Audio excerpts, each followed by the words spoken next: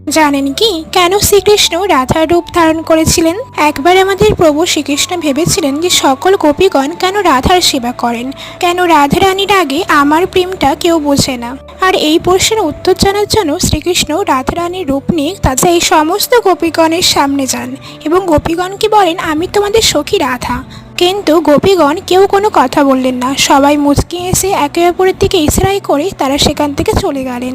তখন শ্রীকৃষ্ণ রূপী রাধা গোপীগণকে জিজ্ঞাসা করলেন যে, আমি তোমাদের সখী রাধারানী, তোমরা আমার সেবা কেন করছো না? কেন তোমরা সবাই আমার সেবা না করেই মুচকি এসে একে অপরের দিকে ইশারা করে কেন চলে যাচ্ছ? তোমরা কি আমাকে চিনতে পারছো না? আমি তো তোমাদের রায়কিশোরী সখী রাধা।